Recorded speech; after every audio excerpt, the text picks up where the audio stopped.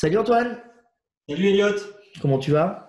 Écoute, je vais super bien. Je suis ravi d'être là avec toi. Bah écoute, ouais, ça fait très longtemps que j'ai pas fait de podcast, donc je reprends Ok. petit à petit. Je suis assez focus sur mon projet Dropshiprint, donc j'ai un peu Oui. laissé ma partie SEO de côté pour me focus là-dessus, mais je reprends avec toi et je suis vraiment très content. Donc bah dis-nous qui tu es pour Plaisir ceux. partagé. Nous on s'est connus avec au bootcamp de Laurent Bourredi, comme beaucoup de SEO d'ailleurs. Dis-nous un peu qui tu es, quel est ton ou tes métiers, et Hmm. puis quelques actus peut-être du moment. Allez, c'est parti. Alors, je m'appelle Antoine Giraud, j'ai 40 ans. Je vis et je travaille à Briançon, donc c'est un coin un petit peu paumé dans les Alpes, à mi-chemin entre Grenoble au nord et Gap au sud. Donc, je suis dans la montagne, ni plus ni moins. Et je suis dans le marketing en ligne, mais principalement dans le SEO depuis 2006. Voilà, je m'étais lancé en 2006 suite à des projets d'études. Moi, je suis de formation marketing, école de commerce, que j'avais fait en alternance à l'époque. Et j'avais eu très vite la chance de bosser sur des sites web. En 2005-2006, faire ranker un site web dans Google, c'était extrêmement facile. J'y ai vite pris goût. Et puis après, la suite du cursus, école de commerce, grosse boîte et tout, c'est pas du tout mon ADN, c'est pas du tout ma cam. Donc, je me suis mis à mon compte direct, en fait, en 2006. Et j'ai fait mes premières armes sur des commerçants, des professionnels du tourisme. Hein. J'ai toujours été baigné dans le tourisme. J'ai toujours une certaine partie de ma clientèle qui œuvre dans le tourisme. Et voilà, et à l'époque, avec nostalgie, on faisait ranker. Par exemple, je me souviens l'un des premiers gros projets que j'ai eu, location ski plus une station, voilà, en quelques semaines, qui sont aujourd'hui, pour moi en tout cas, devenus assez intouchables. Des grosses requêtes prisées, ouais. D'accord. Ouais, exactement, avec des grandes enseignes derrière qui ont des gros budgets SEO, SEA, Donc, tu et as puis connu. ils sponsorisent la météo des neiges. Et voilà, donc c'est assez compliqué. Donc c'est pas une thématique sur laquelle j'ai persévéré. Voilà, voilà d'où je viens, si tu veux, en termes Le de cursus. formation, voilà, de cursus et comment je m'y suis mis. Donc, t'as vécu les grosses pénalités, on va dire, les plus Oui, connues. Tu es passé par toutes oui. les étapes, du coup, si tu me parles de 2005-2006. Oui, la seule chose à laquelle je n'ai pas goûté, bon, aujourd'hui, c'est passé, c'est trop tard, mais à la belle époque de l'AdSense, j'en ai jamais fait. Donc, honte à moi. Ouais, c'est plutôt une possibilité de gagner de l'argent et pas vraiment une pénalité, où tu parles de ceux qui ont abusé de l'AdSense. Non, non, je parlais plus globalement quand tu fais référence au fait comme j'ai un petit peu d'expérience quand même dans le domaine, que j'ai vécu les différentes étapes. Donc oui, les pénalités Oui, sur le SEO pur et dur. Après, moi, je fais encore, j'ai toujours fait que de la prestation. J'ai jamais édité de site internet. Et c'est vrai que oui, des pénalités, j'ai des clients qui en ont eu. Mais je ne fais pas partie de ceux qui en ont souffert. Donc peut-être qu'à l'époque, je n'avais pas des projets avec suffisamment d'ampleur, où il n'y avait pas besoin d'appuyer très fort. Mais effectivement, j'ai la vue d'ensemble et voilà, de cette époque où tout était permis, puis où ça a été un peu plus compliqué, et puis aujourd'hui, en tout cas en ce qui me concerne, et de mon point de vue, c'est assez difficile de parler de search sans parler de Google Ads. Voilà, effectivement, j'ai ce recul et cette vue d'ensemble. donc toi, avec le recul, tu as envie de dire que c'était plus facile avant que maintenant, ou de toute façon, il a toujours fallu avoir des compétences spécifiques et travailler pour accéder aux techniques qui fonctionnent? Alors, ouais, le discours de c'était plus facile avant. Non, c'était plus rapide. D'accord. Voilà, ça effectivement, c'est aussi pour ça que j'hésite vraiment pas en clientèle aujourd'hui à proposer du Google Ads assez rapidement, et notamment pour aller vite, hein, identifier les expressions clés qui vont bien et qui convertissent, hein, donc de la donnée qu'on peut affiner facilement, rapidement et bien mesurer avec l'Ads. Mais non, c'était juste différent. Hein. C'était juste différent. Aujourd'hui, ce que je te dirais, c'est que les boîtes pour lesquelles je bosse, elles ont compris que sans le web, elles ne peuvent pas bosser, donc elles ont plus de budget. À l'époque, pour arracher, et je pèse mes mots, un budget référencement, c'était fallait faire ses preuves, hein, fallait proof of concept, montrer que ça fonctionnait, après ça allait. Mais aujourd'hui, moi, je décroche des plus gros budgets en tout cas. D'accord. Donc, pas plus facile, pas plus compliqué, mais plus rapide. C'est vrai que tu faisais une action, 3-4 jours après, tu avais ta réponse. Maintenant, c'est 2-3 mois après, peut-être, voire des fois un peu plus rapide. Mais bon, on parle en mois, on parle plus en jours ni en semaines. Exactement. Moi, je parlais en semaine à l'époque. Hein. Voilà, dans 3 semaines, on fait le point, et dans 3 semaines après, ben, ça fonctionnait. D'accord. Ça te fait Donc oui, à la rigueur, je dirais que c'est ça qui a vraiment changé. Et c'est certainement une des raisons pour lesquelles je me suis aussi tourné vers l'ADS. Hein. Je me suis auto-formé petit à petit depuis 2012-2013, et après j'ai poussé le truc un petit peu plus loin jusqu'à l'assertif Google Partners, donc qui a ses limites, en 2015. Mais voilà, pour moi, c'est cette notion de temps, en fait, c'est la chose qui a le plus changé, de mon point de vue. D'accord. Ok. Ouais, c'est vrai aussi, je le constate aussi, même moi, si je suis plus jeune que 2010-2011 dans le SEO, mais déjà en 10 ans, on a vu que les choses sont beaucoup plus longues. Tu nous parles de ads, on va peut-être avant ça parler de web marketing ou de marketing digital de manière plus large.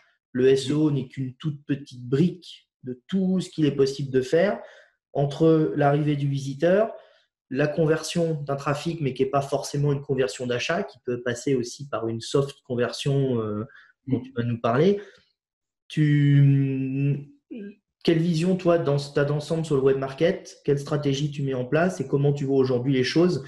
On sait que les SEO, on a le meilleur canal d'acquisition, celui qui coûte le moins cher, qui convertit le plus par rapport à des intentions d'achat. On est ceux qui se vendront le moins bien, qui prenons le moins cher dans tous les prestataires web. Voilà. Comment tu vois les choses, toi, par rapport au coût du trafic? Parce que si c'est plus long pour le SEO, ça veut dire plus d'énergie, le visiteur coûte plus cher. Que ça soit de l'ADS, c'est clair que maintenant, on est obligé d'y passer, on ne peut plus faire sans ads. Du Facebook, du ads, du Capula, du ce qu'on veut. Tant mieux, hein, et c'est parfait. Hein. Moi, je suis pas du genre à dire, je suis pas un ayatollah ni de l'ADS, ni du SEO, ni de quoi que ce soit. Je pense qu'en fonction du projet, du client, des enjeux, des objectifs, des délais, des budgets, il y a une recette à proposer au client qui peut être 100% SEO, 100% SEA, qui peut être évolutive. Comment tu vois, toi, cette arrivée globale, ce tunnel global du client depuis l'arrivée jusqu'à la conversion, en fait, la conversion finale étant l'achat? Comment je le vois? J'ai l'impression, enfin, c'est pas l'impression, j'ai la conviction que pendant longtemps, eu égard à ce dont on vient de parler, hein, qu'avant ça allait plus vite, pendant très longtemps, on pouvait finalement, de mon point de vue, se contenter de cerner à peu près la thématique, envoyer ce qu'il fallait, donc je vais te les épargner, hein, mais travailler sur la technique, le contenu, les backlinks, etc.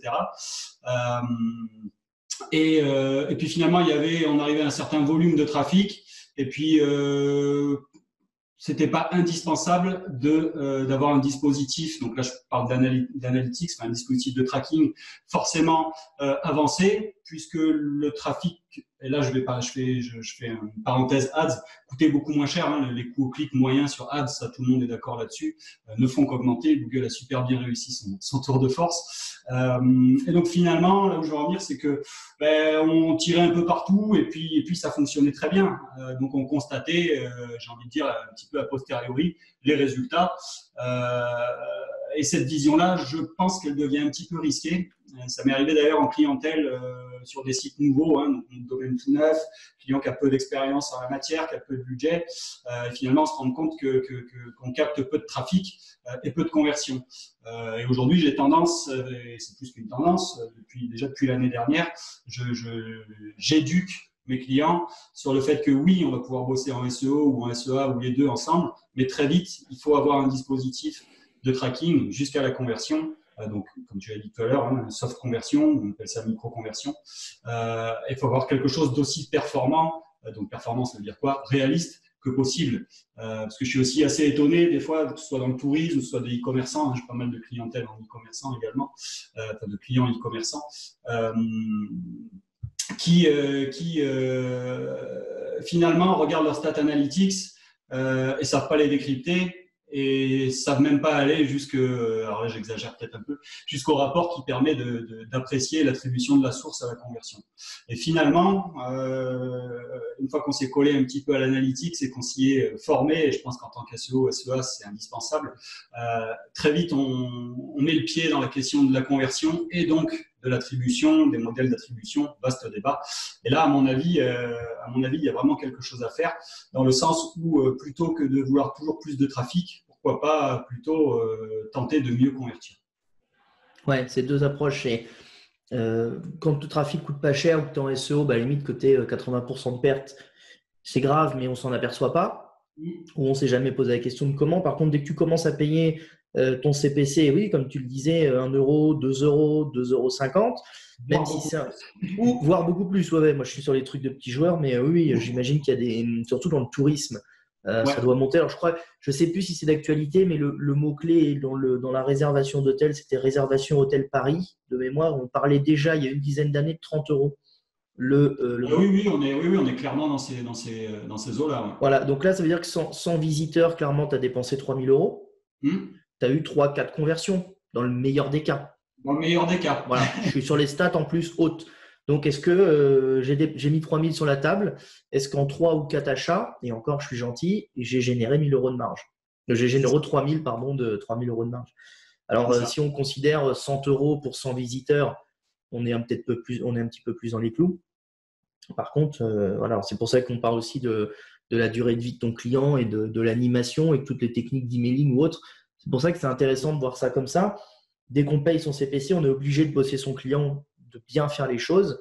Ce que SEO, on a, genre moi comme toi, genre si tu dis pas de site, moi j'avais des sites en 2012-2013, je me suis jamais posé la question de pourquoi j'avais 100 visiteurs jour avec seulement 4 achats, quoi. Ouais. Au final, ça faisait 4-5 achats et c'était très bien, et ça coûtait rien et ça tournait, quoi. Voilà, c'est exactement ça, ce qui est une connerie d'ailleurs. Mais oui, mais bon, j'ai envie de te dire, on a tous un côté, on peut tous avoir un côté, surtout quand on travaille pour soi, donc quand on édite ses sites un petit peu feignant, et puis on va à l'essentiel. Et puis all-in, ça marche pas, on verra demain. Pourquoi pas. Mais par contre, en clientèle, cette approche-là aujourd'hui, pour moi, elle est plus du tout adaptée, quoi. Elle est dangereuse même. Oui, c'est clair. Oui. Donc toi, la méthode, c'est quoi? C'est de dire, on va prendre Analytics et on met tout à plat. D'où vient le trafic? Quand est-ce qu'il convertit? C'est pas par ça que je commence, parce que Analytics, c'est quand même peut-être l'une des strates du marketing ou du web en général la moins sexy pour nos clients. Et si tu arrives et que tu déballes ça comme ça, à moins que ton client ait identifié une vraie problème, qu'il ait un certain niveau d'éducation, j'allais dire, mais plutôt une certaine expérience et qu'il te demande précisément, voilà, je veux un plan de marquage, je veux ci ou je veux ça, ce qui est d'ailleurs pas ma spécialité, même si ça me parle. Non, ça j'évite. Ça je le garde dans un deuxième temps. Non, moi l'approche, elle se veut très centrée business, c'est-à-dire que ce qui m'intéresse et je pense ce qui fait une de mes forces, c'est que je veux arriver, en y passant le moins de temps possible, comprendre où est le client, dans quel secteur il évolue, qui sont ses concurrents, qui sont ses meilleurs ennemis, comme on connaît tous cette expression, et parler de business. Moi, c'est ça qui m'intéresse. L'approche, elle est vraiment là. Je pars du principe que toute la partie technique, backlink, le client, si ça l'intéresse, on en parle, mais j'évite de le fatiguer avec ça. Contenu, j'en parle assez vite parce que le client est quand même certainement, s'il a les ressources, mieux placé pour parler de ses produits, ses services et son entreprise. Donc voilà, pour répondre à ta question, mon approche, elle est vraiment centrée business. On parle business et j'ai besoin, moi, de détecter en amont s'il y a une vision du chef d'entreprise, que ce soit un petit indépendant, une PME, un e-commerçant, un organe de tourisme un peu plus gros, mais voilà, s'il y a une vision, s'il y a une stratégie, issue de cette éventuelle vision stratégie, où on en est? Est-ce que ça fonctionne? Est-ce que c'est down? Est-ce qu'on doit explorer des nouveaux marchés? Voilà, moi, mon approche, elle est vraiment là. Et en fonction de ça, très vite, j'embraye sur la question de ce que j'appelle, moi, étude de positionnement. Donc, c'est la notion de mots-clés. Mais c'est quelque chose qui se veut fouiller, c'est-à-dire, même si je le fais des fois, ce n'est pas se contenter d'aller dans un tool qui fonctionne très bien. Aujourd'hui, on a des tas de tools qui le font très bien, ou d'aller dans Ads, en direct ou via l'API, et aller interroger des volumes de recherche. Je vais plus loin que ça. J'essaie de me mettre dans la peau des clients de mon client, et donc tu connais cette approche, hein, tu ne peux pas y aller sans aborder la question des personas. Ouais, oui, je désactive et je réactive mon micro pour éviter le bruit ambiant à chaque fois. La méthode des personas, ouais, et surtout la partie intention de recherche et requêtage qui peut des fois être éloignée du produit de base que tu vas vendre. Tout à fait. Tu pousses jusqu'où, toi, sur la partie persona? C'est vraiment très, très fouillé avec un profil bien établi, avec du unfocus group, avec où tu restes quand même assez léger. Bien souvent, j'ai pas le budget. J'ai pas le budget, et alors s'il y a vraiment aucune éducation, c'est-à-dire s'ils en sont au point zéro, je prends quand même le temps de leur montrer ce que c'est, et ça fera son chemin. Même si on n'arrive pas à avoir quelque chose de limpide d'entrée de jeu, mais au moins je leur en montre un que je fais assez rapidement, et si ça les inspire et qu'ils sont chauds dans la foulée pour adopter cette approche et travailler sur leur persona, go. Et je les accompagne là-dessus, mais c'est eux qui passent du temps, hein, c'est eux qui bossent. Après, et ça arrive de plus en plus, c'est quand même une approche qui a pris racine en France, j'ai envie de dire. Et de plus en plus, on arrive sur au moins des embryons de persona. Et donc là, très vite, on peut vraiment avancer sur la question de l'intention. L'intention de ce dont tu parles, hein, c'est cette fameuse intention de recherche qu'on aimerait bien arriver à percer de façon automatisée. Donc, il y a un tool, mais ce qui, à mon avis, n'est que partiellement possible. Et là où je veux en venir, c'est que, notamment en e-commerce, je pense à un client là en particulier qui fait de la chaussette made in France. Donc, la chaussette, c'est quand même déjà un certain niveau de concurrence. Je pense qu'on est arrivé avec les optiques qui vont bien et puis une hygiène de backlink, on est arrivé à faire quelque chose de correct sur du mot-clé assez générique. Et on se rend compte aujourd'hui, donc ça c'est passé, on a dû passer par cette. Alors, c'était pas en première année, on l'a fait en deuxième année. On a dû passer par. J'ai réussi à les faire passer par une période de réflexion approfondie sur les personas. Et en fait, on a trouvé tout un tas de questions que les gens se posaient autour de comment c'est fait, où c'est fait, quel type de coton, et quelles chaussettes pour aller faire de la randonnée raquette, quelles chaussettes pour faire du jogging, quelles chaussettes pour faire du vélo, voilà, ce genre de requêtes. Et finalement, à partir du moment où il y a un contenu de qualité, et là je ne t'apprends rien, mais à partir du moment où il y a un contenu de qualité qui répond réellement de façon qualitative et soignée à tous ces questionnements-là, on arrive à recevoir du trafic qui est enclin à convertir. Et ça, justement, si le dispositif de tracking et de mesure de la conversion est déjà en place à ce moment-là, très vite, on arrive à voir que les gens, les ventes, les conversions, les micro-conversions, peuvent venir très bien, continuer à venir sur des expressions clés voilà, comme chaussettes made in France, pure et dure, mais également sur des requêtes beaucoup plus longues, bon, qu'on a un petit peu plus de mal à traquer, hein, mais voilà un peu ce qu'on arrive à mettre en place et qui permet, toujours avec des budgets raisonnables, sans basculer sur de l'ADS, de maintenir un volume de trafic qualifié tout au long de l'année, adapté à la saison, puisque dans la chaussette, en l'occurrence, il y a une forte saisonnalité. Hein, tu as les chaussettes pour l'hiver, ouais, évidemment. Ouais. Transpire, etc. Alors après, on peut imaginer, je ne sais pas si je ne connais pas le secteur, mais pousser un peu plus loin en parlant de chaussettes randonnées. Quelles sont les randonnées à faire, annuaire des randonnées, type de randonnée, interview de randonneur, technique de randonnée. Quelqu'un qui utilise de la chaussette de randonnée va se poser la question où je vais faire ma prochaine randonnée, actualité des randonnées, les différents trekkings, c'est ça Oui, tout à fait. Voilà, qu'on va pouvoir faire. On va pousser un peu loin, mais on reste quand même dans la thématique du persona ou de la personne qui va faire la recherche, quoi.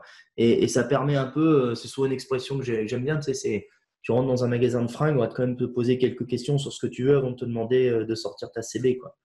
Ouais. Aujourd'hui, sur 90% voire plus des sites e-commerce, on te demande, tu as le gros bouton acheter avant d'avoir posé la moindre question à l'internaute sur est-ce que tu veux une chaussette plutôt de randonnée ou plutôt de tennis, quoi.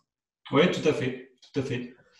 Donc l'idée, toi, donc ça, c'est une deuxième partie, c'est persona, intention de recherche, Mais Antoine, dans la partie AdWords, sur sa formation, a une méthode, Antoine Sacco, une méthode super bien calée, si tu veux, pour avoir 3 niveaux jusqu'à du très éloigné et du très proche. Effectivement, tu as eu le plaisir de la suivre, cette formation? Oui, alors pas comme je devrais assidûment, parce que comme j'ai un peu la tête partout, mais ouais, j'échange beaucoup avec Antoine. Il y a vraiment qui est basée là-dessus, sur tous ces concepts de cocon sémantique, de persona, d'intention d'achat, d'autres, mais qui est assez bien détaillé justement sur du AdWords pour savoir où est-ce que je mets mes billes et comment est-ce que j'essaye d'aller peut-être plus loin. Et ça donne aussi la notion derrière de page de conversion, landing page, où tu vas peut-être pas proposer lors d'une exit pop-up ou lors d'essayer de retenir l'internaute, tu vas peut-être pas lui proposer la même chose selon qu'il arrive sur un truc de randonnée, genre sur une page de randonnée ou sur une page de sport. Ouais, on est d'accord.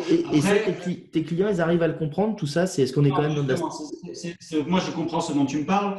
Je rebondis aussi sur ce dont tu parlais juste avant, à savoir filer la thématique, quoi. C'est-à-dire, on peut appeler ça un cocon, on peut appeler ça devenir le Wikipédia de la chaussette. Ouais, du siloing, siloé par thématique, thématisé thématiquement, tu vois, mais oui, c'est le nom. Ça comme on veut, mais ce cap-là, j'ai un peu du mal. C'est pas que j'ai un peu du mal, c'est pour ce client en particulier, on est plus dans la TPE que la PME.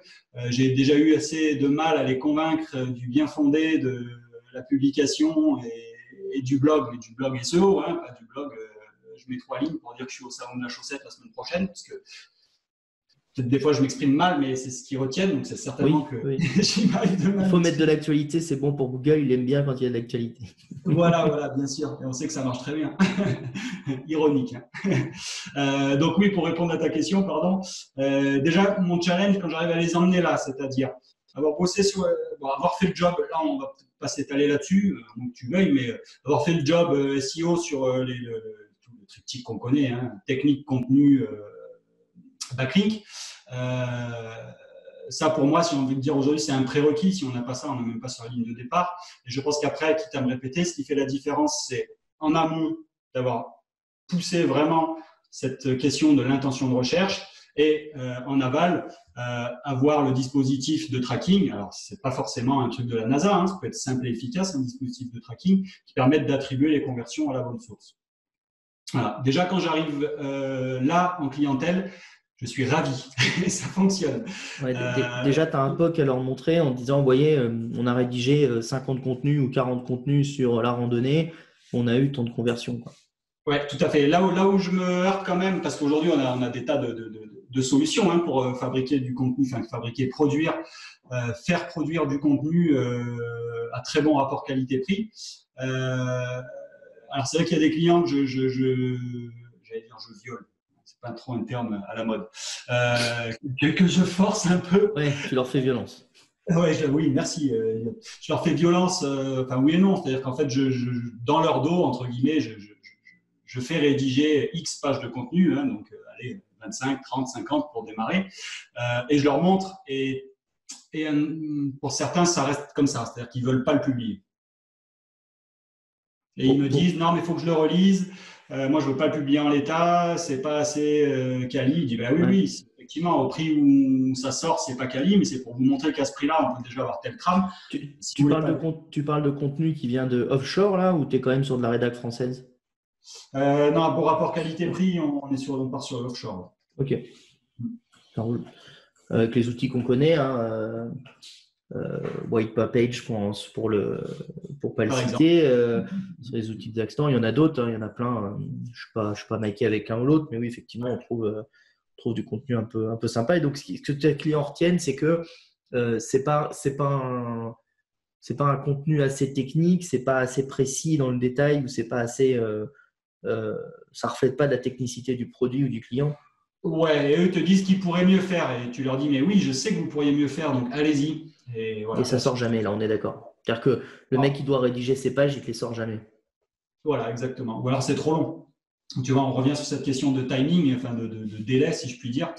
Est-ce qu'on peut se permettre aujourd'hui, si on veut que la strat SEO elle marche à 6 mois, 12 mois, de patienter 3 mois, 6 mois, 9 mois, voire plus pour avoir du contenu? Je pense que non. Ouais, c'est clair et net. Mais oui, effectivement, moi, je fais de moins en moins de presta, mais quand je faisais de la presta, tous les contenus où le client m'a dit je vais rédiger pour pas payer, j'ai jamais eu les contenus. Bon. Bah C'était alors, jamais sorti. je me sens pas seul alors. Mais on est tous comme ça, hein, tous les SEO avec qui, ou les consultants avec qui j'ai échangé, dès que le client doit produire quelque chose, soit tu arrives à lui faire avoir un poste en interne de rédacteur, et voilà. Mais même moi, là, on m'a demandé, j'ai été gratté, parce que c'est vraiment gratté, 50 contenus quali propre, il faut que je rédige 50 pages, je dois avoir 50 000 mots, pas loin, tu vois, à faire. Je sais que c'est très, très chronophage, très long, quoi. Donc le client est pareil, hein, il a le boulot de tous les jours, il a la vente, il n'a pas forcément. Ouais, tout à fait. Puis même s'il y a une confiance qui est établie, parce que quand on en arrive là dans la presta, là, moi je te parle, ça peut être en année 2 uniquement. Hein. Ouais. Des fois, tu arrives sur des sites, bon, tu le sais comme moi, et on sait tous, il y a quand même beaucoup de choses à faire, beaucoup de choses à régler. Ouais, rien que l'approche technique, si c'est du thème Shopify ou du thème Presta ou même du WordPress, qui est peut-être le pire. Et si c'est du dev maison, ça peut être encore plus flippant. Mais ouais, déjà sur l'aspect technique, tu as déjà du taf pour obtenir un score sur Insight assez clean, tu as déjà du taf. Si en plus tu veux réviser toutes les balises title, reprendre les contenus de base classiques, mettre un peu de backlink, ouais, tu peux, selon le budget par mois, mais je veux dire, tu peux avoir bouffé une année à faire ça. C'est pas, ouais, tout à fait. En tout cas, on en revient bien à cette notion globale de budget. Et moi, je ne suis pas enfermé ou partisan ou défenseur ni de l'offshore, ni du Made in France. Ouais, bien sûr. Made in France. Mais une fois de plus, un budget, un objectif, un contexte, un délai. Voilà, j'ai souvent fait travailler, enfin j'ai plusieurs fois fait travailler des rédacteurs que tu connais certainement, qu'on a connus via le bootcamp d'ailleurs. Et là, on est dans d'autres budgets, d'autres approches, peut-être davantage de délais, et il y a des clients qui comprennent bien que c'est nécessaire, qui ne vont pas avoir le temps de le faire, et que si on veut avancer, il faut le faire. Donc ouais, après c'est aussi une question. Oui, voilà, tu parlais de contexte, il y a ça aussi, c'est-à-dire que 3 niveaux de page, hein, la première page qui peut te coûter 3 000 €, 4 000 balles parce que tu as mis une vidéo, tu t'es fait une landing sur mesure, tu as quand même la troisième page, des fois du petit contenu, ça va très bien, quoi. Juste pour donner à manger à Google, ça fait plaisir. Et même sur du contenu de deuxième niveau, tu n'es peut-être pas obligé de mettre 100 € dans la page. Oui, tout à fait. Mais il y a des contenus, tu vas être obligé d'y mettre 100 et quelques euros parce que. Voilà. Après, on peut faire aussi en plusieurs étapes. Hein. J'imagine que tu n'es pas obligé de faire le contenu parfait tout de suite. Tu peux déjà le faire se positionner un petit peu et puis tu viendras le renforcer. Oui, tout à fait. Et tu as abordé tout à l'heure la notion de POC, Proof of Concept, et effectivement, ça c'est quelque chose qui fonctionne, enfin qui s'applique, je trouve, particulièrement bien dans l'e-commerce, mais ça peut marcher aussi dans d'autres contextes, où finalement tu vas travailler sur une famille de produits, une catégorie de produits, une thématique, faire ce qu'il faut en termes de contenu. Alors des fois il faut commencer par travailler sur des pages produits, des pages catalogues. Puis une fois que ça s'est fait, ou en même temps, si le client t'a réussi, tu l'as séduit, il t'a inspiré confiance, pourquoi pas déjà travailler sur de la rédac. Et oui, avancer comme ça. J'ai en tête un client pour qui je travaille en ce moment qui est équipementier sportif. On s'est attaqué, il m'a défié, hein, il m'a dit bon, ben, montre-moi ce que tu peux faire sur ma plus grosse thématique, football. Bon, ben, bon. Et voilà, alors ça a pris, on revient à cette notion de délai. Alors ça, c'est un client que j'ai eu récemment. Alors, tu vois, tu parlais de pénalité tout à l'heure, donc je passe un peu du coq à l'âne, hein, tu me recadres si besoin. Pas de souci, ouais, on est dedans pour l'instant. On est dans le SEO, ça va. C'est un client qui s'est pris un pingouin. Aïe. Un méchant pingouin, et il s'en est remis l'année dernière, financièrement. Ah, financièrement, ok. Ouais. Il a retrouvé ses positions il y a longtemps ou non, il a fait de l'ADS. D'accord, ok. Voilà, et les positions, il est en train de les regagner. Mais si tu veux, ce cas-là est intéressant dans le sens où donc c'est quelqu'un, si tu veux, qui comme tout chef d'entreprise, qui a tendance à faire confiance à un prestataire, qui croit au web, mais qui veut pas tout savoir, parce que c'est un backlink de loin, mais pas trop. Et en fait, moi, quand on m'a mis en relation avec lui, donc c'est une agence locale qui marche très bien, très bonne réputation, et qui a insisté en disant, écoutez, auprès du client, donc en disant, écoutez, la refonte elle est imminente, il y a beaucoup de pages, vous ne voulez pas vous faire accompagner en SEO, vous prenez beaucoup de risques, sachez que nous, à partir du moment où il n'y a personne qui accompagne en SEO, donc cette agence n'a pas la compétence en interne, voilà, on s'en dédouane et on vous prévient que c'est pas une bonne idée. Ça va amener ma prochaine question que j'avais en tête. Tu vois, c'est marrant, comme quoi on est synchro. Vas-y, continue. Vas-y, continue, tu n'avais pas fini. Et donc ce gars-là, donc moi je l'ai pas contacté, hein, c'est le directeur de l'agence web qui essayait de nous mettre en relation, et à chaque fois il me disait faut que tu ailles voir ce gars-là à Manosque, etc. Je dis écoute, j'irai quand il aura envie de me voir. Et mon interlocuteur avant, je me dis oui, effectivement, quand on dit référenceur, il devient tout rouge et il veut pas entendre parler d'un référenceur. Ouais. Donc tu vois, quand tu arrives dans ce contexte-là, c'est chaud. C'est compliqué. Oui, bien sûr. Et là, oui, pardon. Non, vas-y, pardon. J'allais dire aujourd'hui, donc après, ils m'ont appelé quand même 15 jours avant de faire la refonte. Quand même, il s'est dit bon, je vais finir par croire l'agence web et je vais appeler Antoine Giraud. J'ai dû faire une prestation en mode urgence, ni plus ni moins, travailler la nuit pendant plusieurs jours. Ça s'est super bien passé, la transition. Et derrière, je les ai accompagnés justement à mettre la méthode dont je te parlais tout à l'heure, donc travailler au départ sur l'intention de recherche. Alors, les personnages, j'ai un peu du mal à faire passer le concept. Peut-être que je me suis mal pris, mais j'y reviendrai. Je reviendrai à la charge. Mais en tout cas, en travaillant sur sa catégorie de produits football, et après, ça fait 9 mois à peu près, on commence à avoir des bons résultats. Là, mon challenge maintenant, c'est de lui faire des backlinks. Ouais, s'il a pris un pingouin, il doit être tout rouge quand tu lui parles de backlinks. Tu avais identifié la source des backlinks posant problème? C'était du backlink volontaire, involontaire? Ici, c'était un prestataire qui envoyait du backlink. C'était un SEO qui envoyait un référenceur, comme on disait à l'époque. À l'époque, on disait plus référenceur que SEO. Oui, c'est vrai. Et donc, son référenceur lui avait envoyé, mais en plus, pas des quantités en valeur absolue énormes, sauf qu'il n'y avait que ça, quoi. Donc, c'était du commentaire, du spam blog. Okay. Du spam co classique, quoi. Ouais, exactement. Encre exact, tout ce qui va bien. Voilà, tout majestique, et tu fais, ouais, bon, ok. Ouais, tu n'en as pas pour 50 ans à comprendre. C'est légitime, quoi, c'est ce que je veux dire. Non, pas pour 50 ans à comprendre. Mais là, quand même, pour pouvoir lui proposer maintenant s'il est OK pour avancer sur la question des backlinks, et j'ai expliqué qu'il n'avait pas vraiment le choix s'il voulait continuer à passer en SEO. Avant, tu vois, de faire la reco facile, de dire faites des backlinks, non, il faut quand même creuser bien le profil. Donc, même si moi, je ne suis pas un netlinker d'élite, voilà, on a été formé, n'est-ce pas? Et oui, je suis capable d'analyser un profil de lien. Et d'ailleurs, ça c'est aussi un point, c'est un autre point auquel je pense. Moi, aujourd'hui, je suis cantonné au search. Alors, tu vois, je ne fais pas de Facebook, je ne fais pas d'emailing, je ne fais pas de tout ça, c'est volontaire. Mais là où je veux en venir, c'est que même si dans notre métier SEO, qui est pluridisciplinaire et de plus en plus complexe, si demain je tombe sur un profil de lien qui ne me parle pas, j'aurais pas de problème à dire au client là, désolé, c'est pas dans mes cordes, je fais appel à un tel qui lui mange du profil de backlink au petit-déj. Ouais, je vois l'idée. Ok. On reviendra sur le netlinking après. Ma question était surtout avec les agences, parce que j'ai constaté un truc depuis quelques années et ça a l'air de s'amplifier. N'importe quelle agence web fait du SEO parce qu'elle l'a mis dans le menu de son site web. Et oui, on fait du SEO, il n'y a aucun problème. Les sites web qui sortent de chez nous sont complètement opti SEO, sauf que la première vérif, déjà sur la technique, le template est foireux, et sur les recos de base, voilà. Est-ce que tu le constates souvent, et est-ce que toi, je ne sais pas si par chez toi, est-ce que les agences sont éduquées, entre guillemets, je dis éduquées, c'est pas qu'on a la science infuse, mais est-ce qu'elles ont conscience que le SEO, c'est un vrai métier, c'est pas juste je prends un site web et je dis qu'il est SEO parce que le template a été marqué Google Friendly sur ThemeForest et qu'il est responsive. Je comprends très bien ta question. Donc là, on est face à un paradoxe. Je m'explique.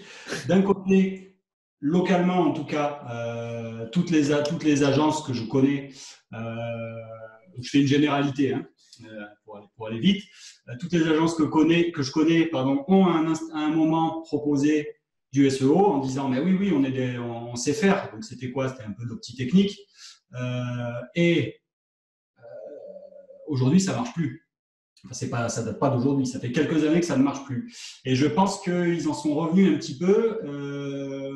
Et puis, moi, j'enlève pas leurs compétences, et c'est leurs compétences, toute la partie web design, la partie dev, tout ce que tu veux. Oui, bien sûr, c'est vraiment SEO. Le SEO peut, mais en globalité, ne fait pas de site web à proprement parler.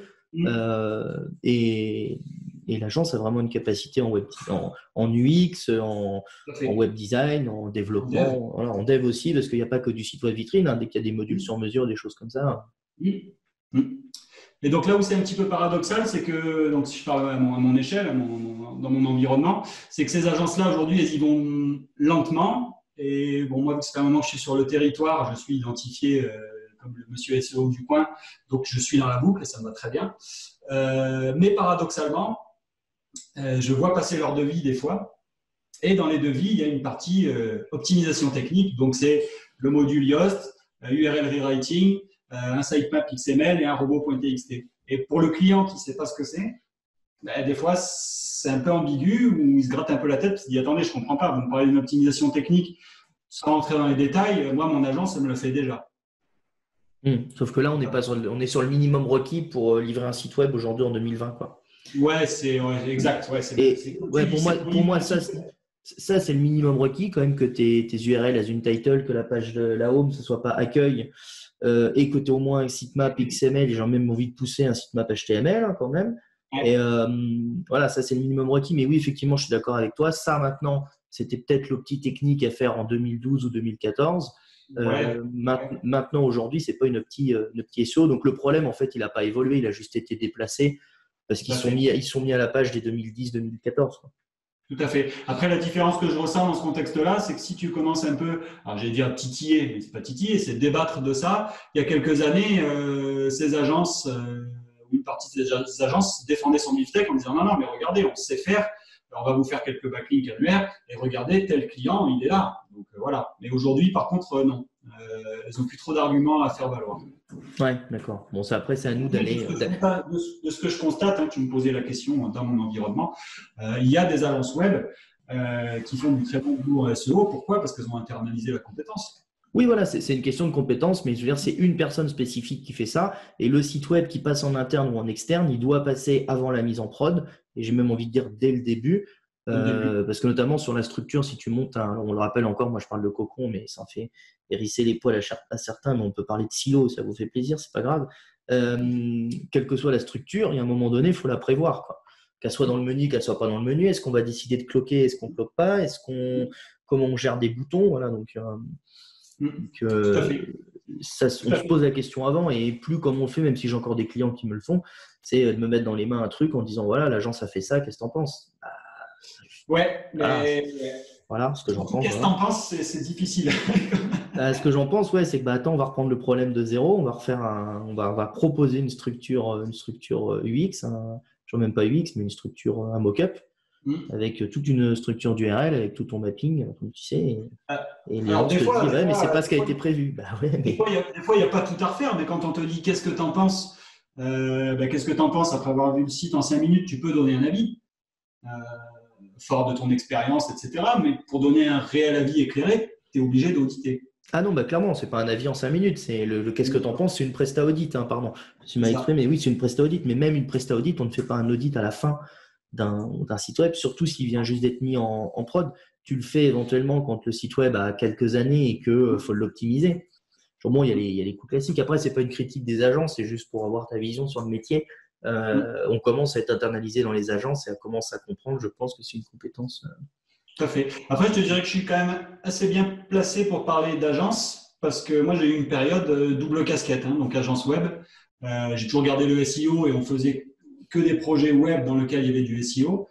Ça simplifiait vachement le process d'optimisation on-site, en tout cas à l'époque, de mon point de vue, c'était un levier, c'était pas un prérequis, c'était quelque chose qui fonctionnait réellement, hein, c'est-à-dire une amélioration technique sur un site portait ses fruits très rapidement. Et jusqu'au jour où j'ai arrêté parce que je me suis rendu compte que si je voulais continuer à être bon en SEO, fallait pas que ou en SIA, ou en tout cas sur la partie search, il fallait que je me focalise sur ça. Et j'ai laissé le métier d'agence web aux agences web qui ont vraiment cette volonté d'intégrer de l'UX, du design, des choses qu'on ne faisait pas avant. Hein. Avant, tu faisais. Quand je te dis que j'éditais pas de site, j'ai quand même mis les mains dans le HTML et je sais, à partir d'un éditeur de texte, monter un fichier HTML. Alors, HTML5, je suis peut-être un peu, faudrait que je me remette à jour. Si je te fais coder demain HTML5, c'est peut-être pas exemplaire, mais sur le 4, CSS, 1, 2, 3, oui, je sais faire. Et ça, je pense que c'est une réelle force. Oui, c'est clair. Ouais, surtout sur de l'optique technique, ça peut beaucoup aider. Okay. Ça permet d'aller un peu plus loin que le débat qui malheureusement souvent s'arrête là. Est-ce que tu as installé Yoast, quoi? Ouais, oui, que ce soit Yoast ou All-in-One SEO, on est dans la même logique. Oui, All-in-One SEO. Ouais, est-ce que tu as mis ton truc? Ouais. Autre question, donc tu parlais de Analytics tout à l'heure. Tu arrives à mesurer quoi comme action avec Analytics? Par exemple, un téléchargement de PDF, un remplissage de newsletter, avoir complété un formulaire ou autre. Tout ça, toi, tu traces dans Analytics avec la source de traf. Tu mets ça en place. Alors ça, c'est un point sur lequel, alors sur des missions complexes, je me fais aider. J'embauche un consultant qui fait ça bien mieux que moi parce qu'il fait ça depuis toujours. Par contre, je suis tout à fait,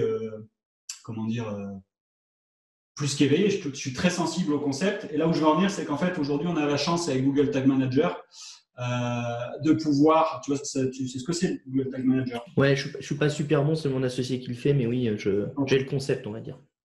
Ben, ça permet, alors pas dans 100% des cas, mais dans une grande majorité des cas, de pouvoir, si tu veux, mettre en place un plan de marquage avancé. Donc, un plan de marquage avancé, c'est quoi? C'est du tracking personnalisé. Donc, tu parlais de newsletter, tout ce qu'on peut imaginer en micro-conversion, le temps de visionnage d'une vidéo, le scroll dans une page, le clic sur un bouton, les liens sortants. En soft conversion, il y a tout un tas de choses à traquer. C'est que l'imagination qui peut nous manquer. Et Tag Manager, aujourd'hui, permet justement à quelqu'un qui sait s'en servir de traquer, de mettre en place beaucoup un process de tracking très évalué sans aller toucher le code. Et ça, si tu veux, par rapport à l'ère Analytics avant Tag Manager, on était obligé de passer par le développeur ou par l'agence pour faire mettre en place c'était du balisage, ni plus ni moins. Surtout qu'à l'audit technique, c'est souvent les outils Google qui posent problème. Qu'est-ce que tu veux dire par là? Ressources externes, temps de chargement, et même quand tu as tout optimisé, les derniers trucs qui traquent, c'est le pixel Facebook, le pixel YouTube ou retargeting AdWords qui vient t'emmerder que tu ne sais pas comment faire. Mais ceux-là, si tu les veux, qu'est-ce que tu peux faire? Pas le choix. Ouais, t'as pas le choix. Donc en tout cas, ta réponse, qu'est-ce qu'on peut traquer aujourd'hui avec des ressources, des budgets tout à fait raisonnables, moins cher qu'une campagne ads, moins cher qu'une strat SEO. On peut mettre en place un dispositif vraiment personnalisé, vraiment adapté, et j'insiste relativement facilement, via Tag Manager. Et dans beaucoup de cas, mettons, t'imagines, tu vas dire, il y a 10 KPI sur le site. Allez, avec Tag Manager et sans aller taper dans le code, tu vas pouvoir mettre en place 8 ou 9 sur 10. Quoi. Ouais, donc quasiment tout, quoi. Donc quasiment tout. Ok. Donc ça, tes clients t'en ressortent une analyse en disant, voilà, on a constaté que le canal, je sais pas, tel mot-clé AdWords ou tel mot-clé. Alors en SEO, on doit toujours plus pouvoir les tracer. Ouais. Toujours pareil, donc il n'y a que le AdWords qu'on trace. Pouvoir dire, voilà, en AdWords, ça a dû d'ailleurs être fait exprès, dire en AdWords, voilà, de tels mots-clés, on sait qu'une personne arrive et que 1 sur 3 télécharge votre guide sur tel sujet. Là, tu arrives à montrer, on parlait de POP tout à l'heure, que le concept fonctionne et qu'il y a une plus-value business, quoi. Tout à fait, mais tu vois, ça peut être, donc je reprends un exemple sur le tourisme, tout ce qui est l'hôtellerie de plein air, c'est quand même des secteurs concurrentiels. J'ai des clients qui investissent des belles sommes d'argent dans des super belles vidéos, qui ne sont pas forcément bien placées dans le site. Et ils te disent, non, mais quand même, les gens, ils s'intéressent au site et ils consomment le site. Enfin, c'est pas eux qui disent ils consomment, ils visitent le site. Regardez dans Analytics, j'ai plein de pages vues, donc ils la voient, ma vidéo. Et en fait, quand tu fais le lien justement entre une micro-conversion qui va être visionner telle vidéo qui est à tel endroit du site et un mot-clé, tu vas te rendre compte que pour le client qui, de son point de vue, la vidéo, elle va être un vecteur de réassurance ou en tout cas d'engagement. En fait, la personne qui vient via ads sur telle campagne, tel mot-clé ne le voit pas. D'accord. Et quand tu arrives à montrer des choses comme ça, le client commence à s'y intéresser bizarrement. Oui, et à se dire, on va peut-être revoir les templates, on va peut-être optimiser les choses, on va peut-être forcer un peu plus sur le market. Tu pratiques, toi, ce qui est, on parlait de soft, tu parles de micro-conversion, tu pratiques tout ce qui est guide, livre blanc, exit pop-up Non, parce que ce genre de truc. j'ai pas mal de difficultés à motiver mes clients à aller là-dessus, quoi. Moi, je suis aujourd'hui vraiment, j'interviens sur la strat search. Après, si le client est demandeur ou sensible sur ces questions-là, je peux lui donner le change sur le discours et l'intérêt marketing, est-ce que c'est adapté dans son contexte, etc. Mais s'il faut faire un dispositif solide, non, je vais orienter vers quelqu'un d'autre. Ok, ça roule. Mais au moins déjà, tu arrives avec la partie acquisition de traf et conversion sur ce qu'on a décidé, quoi. Ouais, et avec, comme je te le disais tout à l'heure, un travail aussi fin que possible sur la partie intention de recherche.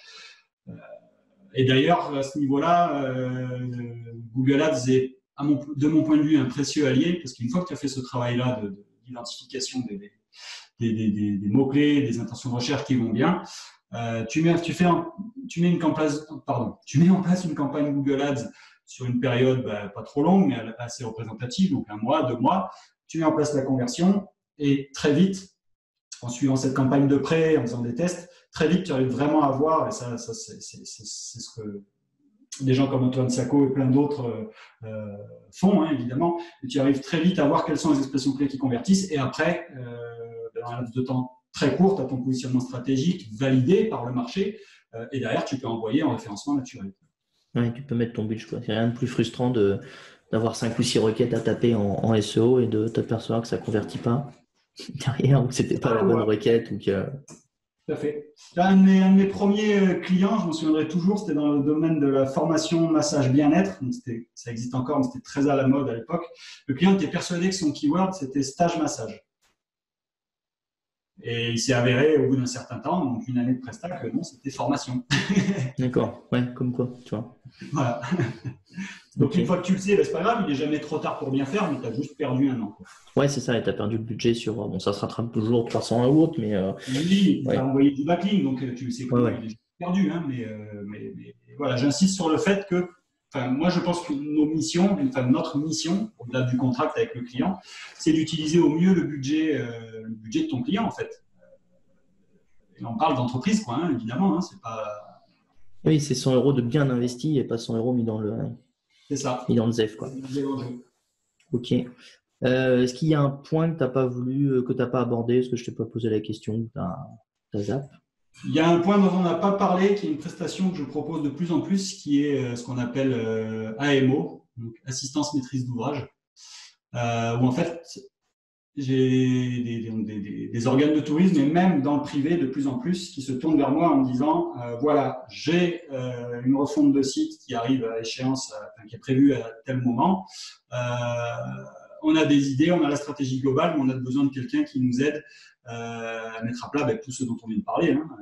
Bon, je comprends rien, je reçois plusieurs devis, chacun est meilleur que l'autre apparemment, chacun est plus cher que l'autre apparemment, et qui je dois prendre? Alors l'AMO, oui, l'AMO c'est même un cran avant, c'est que c'est toi qui aide, qui assiste, en tout cas c'est ce que je propose, dès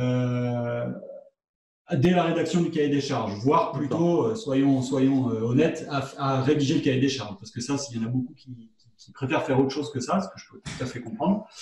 Donc, quand je parle d'AMO, c'est plutôt en fait dès ce stade-là. Tu as un décideur, un chef d'entreprise, un directeur d'office de tourisme qui dit voilà, je sais que l'année prochaine, je vais changer mon site. J'ai eu des expériences heureuses, malheureuses. Là, je ne veux pas me planter. Est-ce que vous pouvez m'aider à identifier le prestataire? Et donc, ça passe par le cahier des charges. Donc, audit du besoin, rédaction du cahier des charges, envoi au prestataire que tu connais certainement dans ta région. Voilà. Deux choses l'une, dans le privé, effectivement, c'est ce que je leur dis. Je dis, de toute façon, moi, je vais vous proposer des personnes de mon réseau. Donc, vous voulez l'e-commerce, il y en a un qui va travailler sous PrestaShop, sous WooCommerce, sous tel autre. Voilà, mais sachez que de toute façon, même si c'est des gens de mon réseau, c'est vous le client, donc je suis de votre côté. Moi, je vais vous aider à filtrer et poser des questions qui vont bien aux candidats. Donc ça, c'est dans le contexte privé. Mais j'en fais aussi de plus en plus dans le contexte public, donc là, vis-à-vis du tourisme et des offices de tourisme notamment, pour lesquels il y a une notion de marché public. Donc là, d'autres critères, d'autres. C'est différent parce que les personnes qui répondent sont des candidats spontanés qui en fait font une veille sur les plateformes de marché public. Tout est dématérialisé maintenant.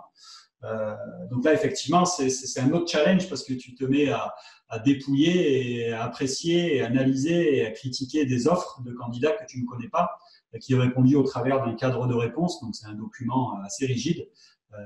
Et ouais, ça, c'est challengeant. Ouais, parce que t'as pas forcément les réponses à tes questions et les choix se font sur les budgets surtout, j'imagine.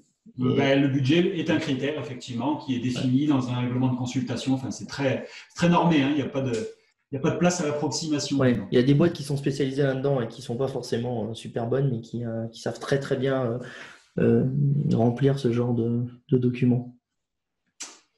Je ne te répondrai pas. J'ai pigé.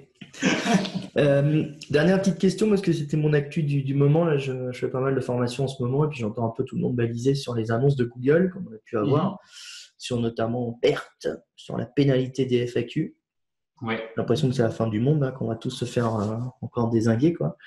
Qu'est-ce que tu en penses là, sur le pipeau de l'IA Google, sur ce fameux BERT, sur tous ces nouveaux algos apparemment plus intelligents que Alors, qu'est-ce que j'en pense? J'en pense que c'est très difficile de faire la part des choses entre, évidemment, ce que Google dit d'un côté, et avec les grosses limites que ça a, et ce que la communauté peut, commenter, et souvent à chaud. Et moi, j'ai quand même plutôt l'habitude, ou la mauvaise habitude, mais je ne pense pas que ça en soit une finalement, de prendre beaucoup de recul et surtout pas céder, si tu veux, au dernier chant de sirène, que ce soit côté Google ou côté Sphère SEO. Surtout, tu l'as vu, hein, il y a eu beaucoup de rollback, il y a eu beaucoup de choses qu'on ne comprend pas bien. Voilà, donc moi j'ai envie de dire aujourd'hui, donc là on parle bien de SEO, hein, même s'il y a des modifs dans l'algo de SEO, de Ads, mais ça n'a rien à voir. Ce que j'en pense, c'est que Google continuera à évoluer, il va toujours évoluer, il continuera à évoluer. Tout ce qui est deep learning, tout ce qui est artificiel, je trouve que c'est encore assez abstrait. Ou en tout cas, je n'ai pas les capacités forcément à les décrypter et à comprendre ce qu'ils font. Parce que c'est encore un pan du web, hein, il me semble. Hein. Tu as fait toi aussi les formations des frères Perronnet? Ouais, je les ai faites. J'étais un peu largué sur les plus techniques parce que c'était pas ma partie, mais je voulais au moins m'ouvrir l'esprit pour comprendre ce dont on parle. Et il y a beaucoup de choses. C'est pas de l'IA, c'est de l'analyse comportementale pour en définir un avis positif ou négatif, notamment sur combien de temps je reste sur un site web, est-ce que je ressors et je continue ma recherche sur la SERP, est-ce que ceci, est-ce que cela. Donc pour moi, c'est pas de la vraie IA. Mais encore une fois, comme tu dis, on a 3 mois de recul sur le sujet, on n'a pas réellement vu d'impact. On voit encore que le vieux spam de title fonctionne très bien. Et il fonctionnera toujours, hein, de toute façon, la requête est faite. Mais bon, il y a plein de choses qui fonctionnent. Oui, tout à fait. On parle des EMD, on parle de plein de trucs, mais en tout cas, voilà, parce qu'il y en a eu beaucoup récemment. Donc, ça a changé, ouais. Décortiquer toutes, peut-être pas. Mais voilà, cet été, il y a eu pas mal d'actualités, des périodes de congé. Voilà, moi, je ne me suis pas mis à paniquer. Et, alors, bien sûr, j'ai tous les outils pour monitorer les sites de mes clients, etc. Mais je ne me suis pas mis à paniquer plus que ça. Je préfère plutôt continuer à me concentrer sur ce qui fonctionne, sur l'Ads, qui me prend. Aujourd'hui, j'ai une personne qui travaille avec moi, pour la gestion de l'Ads. Et c'est un atout, c'est un autre atout de l'Ads. Ne pas céder à la psychose des algos naturels. Donc, ouais, j'ai assez de recul par rapport à ça. Assez de recul et pas de psychose. Ouais, plus tous les bugs qui ont été liés aux sorties des index et ainsi de suite. Donc, savoir ce qui était un bug, ce qui était un test, ce qui était un ouais, et puis ça reste compliqué. La communauté SEO, elle prolifère et c'est bien, les riches, j'en apprends tous les jours, mais c'est vrai que faut arriver aussi à rester focus sur les approches qu'on connaît et qui fonctionnent, sur lesquelles on a du recul. Mettre en doute, en cause, effectivement, des changements majeurs confirmés ou pas par Google et comprendre ce qu'il y a derrière. Mais ouais, pas plus que ça en fait. Pas plus que ça, et j'ai l'impression qu'on est quand même assez loin de ce qui a pu se passer dans la nuit et de façon récurrente côté Penguin et Panda, quoi. Ouais, c'était ma question, c'est est-ce qu'on se rapproche vers Apocalypse Now, en gros, avec les éclatements qu'on a eus.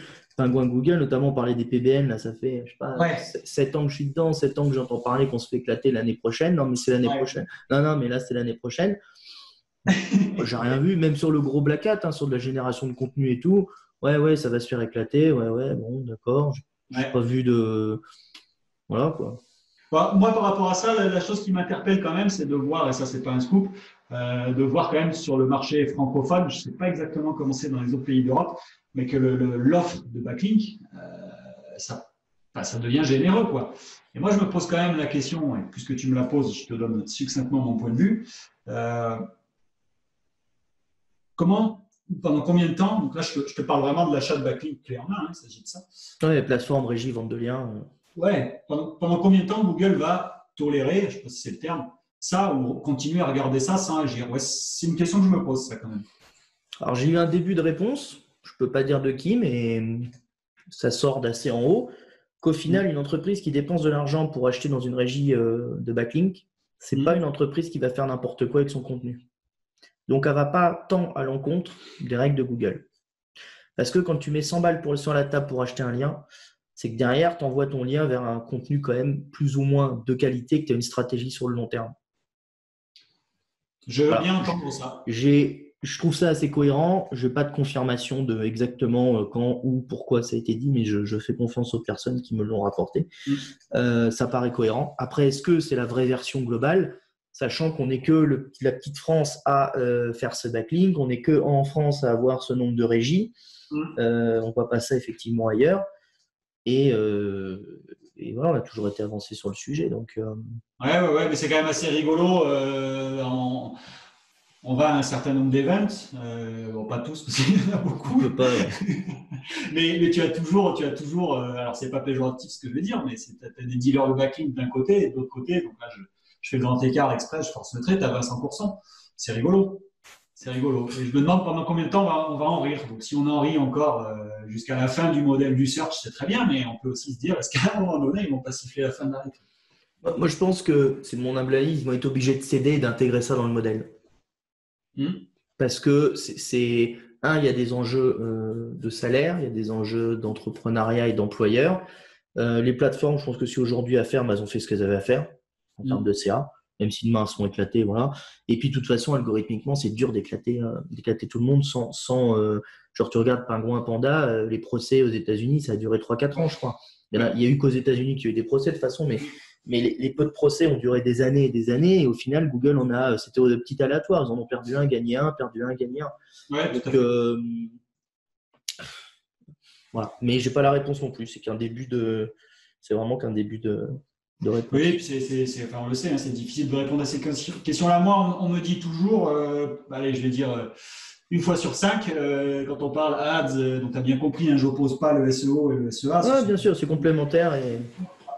Mais souvent, allez, une fois sur 5, donc un prospect sur 5 me dit, mais non, mais de toute façon, on sait tous que l'ADS, le fait de faire des campagnes Google Ads, c'est bénéfique pour le référencement naturel. Indirectement, oui. C'est pas faux. Dit comme ça, c'est pas faux, mais la logique derrière est pas du tout là, quoi. Ouais, je suis d'accord. Comme si tu fais du Facebook Ads. Ça, c'est des questions sur lesquelles en clientèle, je rentre dans le débat, mais j'explique que pour moi, ça n'a pas forcément trop d'intérêt à le pousser parce que personne n'a réussi à me prouver à moi en tout cas, bien fondé de l'une ou de l'autre de ces deux versions. Je pense que de toute façon, ça fait pas de mal pour Google d'avoir des sources de trafic diverses. Ça montre que ta boîte est sérieuse et que tu ne te reposes pas que sur Google. Si en plus tu donnes des sous sur Ads, ça ne peut pas être mauvais. Je ne pense pas que ça soit directement lié. Mais après, on le voit aussi sur des boîtes qui ne font pas du tout de SEO, mais qui font de la pub TV. Ces boîtes-là arrivent à remonter sur leur requête principale juste parce qu'elles ont un traf sur le branding et qu'elles ont une recherche vraiment naturelle et que ça prouve la popularité auprès de Google. Là-dessus, tu fais bien de préciser ce point-là. Donc ça et ce dont tu as parlé tout à l'heure, je n'ai pas rebondi dessus, mais l'analyse comportementale de Google à partir de la SERP, ça effectivement ce sont deux nouveautés, je ne veux pas dire, hein, mais moi quand j'ai commencé ça n'existait pas. Et effectivement ça c'est encore un peu sous-exploité il me semble. Oui, je pense qu'il y a des petits hacks sympas en plus à faire, mais effectivement, c'est vraiment un indicateur de est-ce que ton contenu plaît à l'internaute ou non, quoi. Est-ce que le mec il a trouvé ce qu'il voulait? Et des fois sur des requêtes, genre, je sais pas, devis électricien Montpellier, le type, ce qu'il veut, c'est un formulaire de devis. Tu vois, il n'a pas envie qu'on lui explique comment monter ses câbles. Le mec, il a tapé devis électricien, il veut un devis, donc un formulaire de contact convient très bien. Donc, pour moi, ça reste du bon sens. Mais effectivement, il y a des débuts de questions, mais je suis curieux aussi, comme tu dis, sur les plateformes, de voir comment ça va évoluer et ce qui va se passer. Il y a vraiment deux écoles. L'école de… C'était un truc où moi, en 2010, quand je suis arrivé, j'étais vraiment sur du pure white. C'est mal les backlinks, il faut pas. Et quand j'en ai eu marre de regarder le cul de mes concurrents parce qu'ils me passaient devant, je me suis mis à faire du Paul Sanchez, à suivre les formations de nos amis, les anciens, entre guillemets, mais qui sont toujours au bout du jour, mais qui eux, ont démonté l'algo en 2005, un peu comme toi d'ailleurs. Et de m'apercevoir, voilà quoi. J'ai pas cette prétention-là d'avoir leur niveau à cette époque-là en termes de backlink. Sinon, j'aurais forcément fait de l'AdSense. Oui, d'accord. Mais voilà, tu vois ce que je veux dire, c'est qu'à un moment donné, comme tu disais tout à l'heure, ils n'ont pas le choix sur le backlink. Un client, on n'est plus en train de discuter, est-ce que tu veux du backlink ou pas? Est-ce que je te fais que ce soit toi ou un autre qui fait la presta, mais est-ce que je t'en fais? Il faut de toute façon, il faut augmenter la popularité, il faut y passer, quoi. Tout à fait. Moi, c'est systématique. Alors, mes propositions, je pense que j'ai rien inventé, sont détaillées et expliquent la partie audit, opti, recettage, tout ce que tu veux, et la partie backlink avec un suivi. Et aujourd'hui, ça m'est arrivé notamment, je pense à un particulier l'année dernière, un client qui me dit ouais, non, mais peu importe, on s'en fout, on verra ça plus tard, on fait l'opti technique. Et je dis non, parce que dans un an, vous allez me reprocher que ça ne marche pas. Oui, parce que ce n'est pas l'opti technique, on est en train de parler des derniers 20%, alors qu'on a 20% d'actions qui vont nous faire progresser de 80, et vous voulez faire 20% qui vont te faire progresser de rien du tout. C'est ça. Et donc, dans cette optique-là, c'est plutôt une question de budget. J'ai tendance à dire, évaluons le coût du campagne Google Ads, qui pour le coup va fonctionner et va direct apporter du trafic qualifié pour peu qu'elle soit bien calibrée, etc. Ouais. Et moi, j'insiste sur la partie vraiment lead magnet et exit pop-up, intempestif pop-up, tous ces trucs-là, avec le petit guide derrière et la bonne séquence email. Toi, tu l'intègres. Ouais, tout partout. C'est calé partout chez moi. J'ai dévié plutôt des méthodes de call meeting sur ce genre de trucs. Et ça, voilà, quand tu as le traf, après, c'est qu'une question de traf en fait, mais je veux dire, ça te décupe tes ventes clairement, quoi. Ouais, tout à fait. Clairement, parce que tu rentres dans un prospect qui aujourd'hui n'a pas acheté, 6 mois, 8 mois après, tu vas pouvoir lui rappeler que tu existes, que tu es là, que tu es le spécialiste, que ceci, cela.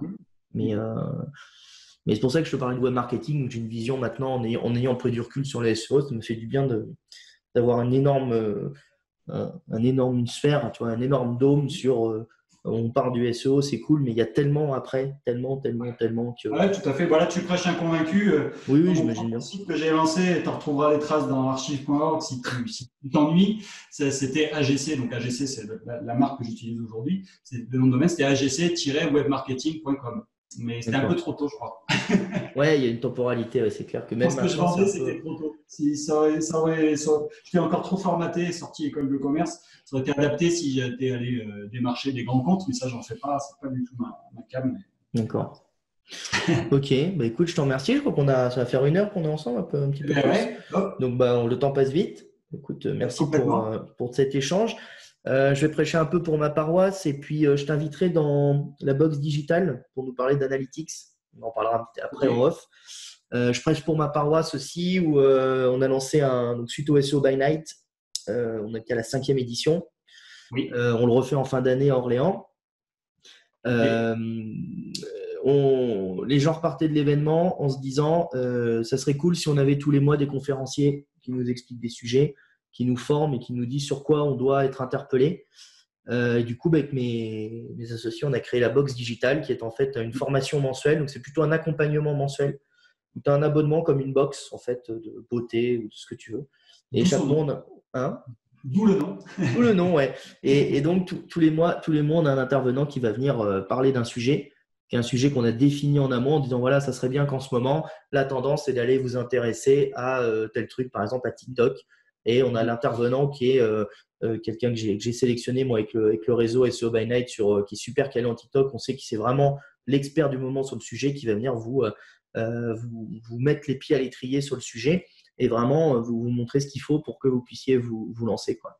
Donc là, tu vois, on a déjà eu Isabelle Nguyen, on a Abdel Smoissi, on a eu Antoine Sacco, Paul Sanchez qui nous a fait le premier mois. Donc, c'est vraiment tout l'aspect web marketing. C'est ça dont je voulais vraiment, je booste là-dessus en ce moment et je prêche, comme tu le faisais, genre comme tu le fais d'ailleurs, la partie web marketing globale, quoi. C'est tellement, tellement vaste entre de l'emailing, du chatbot, de la prospection à froid, de la prospection à chaud, de la relance. Il y a tellement, tellement entre réseaux sociaux, ads, Taboola, média, buying. Il y a tellement, tellement de choses à faire qu'une stratégie pérenne elle va sur tous ces piliers-là. Et c'est sur quoi je bosse aussi en ce moment. Voilà. Je te félicite. Et j'avais vu passer, j'ai vu passer l'année dernière, non? Tu l'as lancé la box? On a lancé ça en novembre, ouais. Alors, pas du tout, c'est novembre 2019, ouais, donc pas du tout axé sur les SEO. Hein. J'ai très, très peu de SEO. J'ai beaucoup d'éditeurs de sites, beaucoup de rédactrices web qui ont pigé qu'elles ont le savoir. Elles ont un peu c'est les maîtres du game parce qu'on a tous besoin de contenu. Et juste parce qu'elles ont peur de Shopify, par exemple, ou juste parce qu'elles ne maîtrisent pas l'outil technique, elles sont bloquées alors qu'elles pourraient faire des miracles sur des sites, même sur de la petite affiliation, même sur des trucs quali, elles ont le pouvoir entre leurs mains. Et beaucoup d'éditeurs de sites et de gens un peu comment dire, à leur compte qui veulent toucher un peu à tout et qui veulent soit arrêter du client, soit des e-commerçants, clairement, qui veulent…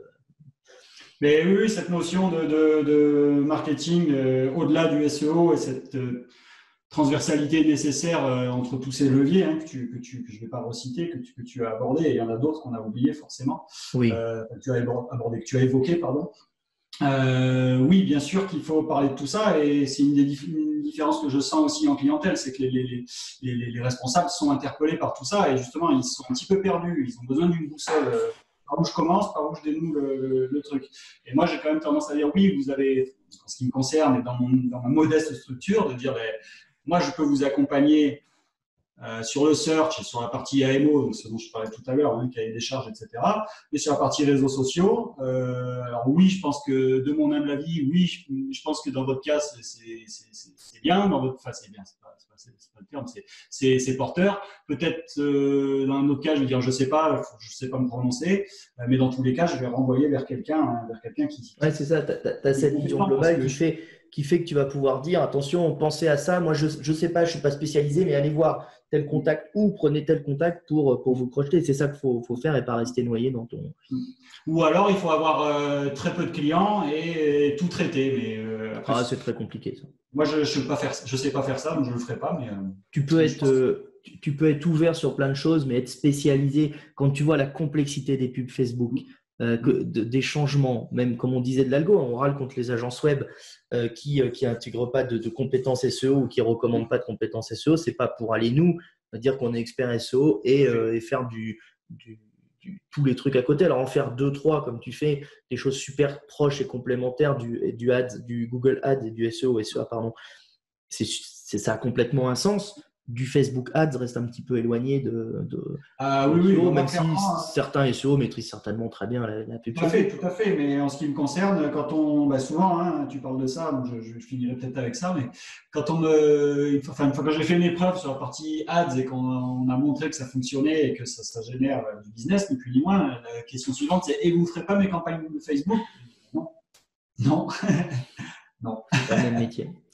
Voilà, le mot de la fin, spécialité, savoir-faire et puis connaître ses limites, savoir où est-ce qu'on doit s'arrêter chacun. Et rester bon dans ce qu'on fait, pas évident. Ouais, ça évolue tellement que ouais. Antoine, merci pour ce long échange et toutes ces infos. Merci à toi, Elliot. Je t'en prie, c'était avec grand plaisir. Je mets tous les liens en dessous, que ce soit vers ton site web, vers la box digitale, vers les autres vidéos. Comme d'hab, n'hésitez pas à liker la vidéo, laisser un commentaire si vous avez aimé, ça fera plaisir à Antoine et moi-même, puis ça me motivera à en faire d'autres. Activez la cloche sur la chaîne si vous voulez être informé de tout ce qui se passe et puis des nouveaux podcasts. Ça, je vais essayer de reprendre un peu. Et puis Antoine, au plaisir de te croiser, peut-être au SEO Camp, qui d'ailleurs est dans pas longtemps. Je vous ai trouvé un code promo que je vais vous donner. J'ai déjà pris ma place, mais pour les autres, vas-y. Et pour les autres, je vais mettre un petit code promo en dessous sous la vidéo. S'il y a des questions, vous y posez, on essaye d'y répondre. Et puis, merci Antoine. On peut te contacter sur Twitter. Je mettrai ton Twitter aussi. S'il y a des clients potentiels ou des gens qui ont des idées ou qui sont dans ta région qui veulent te voir, avec plaisir. Et Ciao, dis-moi, ciao. Oui. Prochaine édition Novembre à Orléans. Novembre. Je dois voir avec Loïc sur Bordeaux qui est très très motivé pour refaire Bordeaux. Ça s'est super bien passé l'année dernière. Moi, je vais être un peu court en temps. Donc, je ne sais vraiment pas comment on va s'organiser pour faire quelque chose de quali sans y passer. Être sûr qu'on ait le temps de faire sur quoi on s'engage. Donc, je vais voir avec avec Loïc. Mais Loïc était vraiment chaud pour en refaire sur Bordeaux. Les 2 dernières éditions sont super bien passées. On a réussi à monter. Bordeaux, c'était top. Et je prends l'engagement là devant toi. Je viens à Orléans en novembre. Avec plaisir, je te remercie. Tu es le bienvenu. Et puis, Bordeaux, tu étais là. Tu nous avais fait un petit commentaire vidéo pour nous parler du truc. Et moi, j'avais adoré Bordeaux avec Paul, Laurent. On avait Alec Henry qui était venu. On avait commencé à aborder. Et là, je vais continuer vraiment sur les prochaines actions, les prochains événements, à parler de web marketing au global, parler de e-commerce. On va parler de tunnels de vente. On va parler des funnels. On va parler des stratégies de conversion, du retargeting. Je vais vraiment axer là-dessus. Ouais, le business global et pas que parler du petit backlink et du petit TFCF, du petit truc. Tu vois. Il faut élargir. Voilà, on va élargir là-dessus et j'ai de très bons retours sur cet axe-là. Donc, dans la logique de la box digitale d'ailleurs, donc on focus. Ok, je vais regarder ça de près également. Merci Antoine. Allez, ciao, à très vite.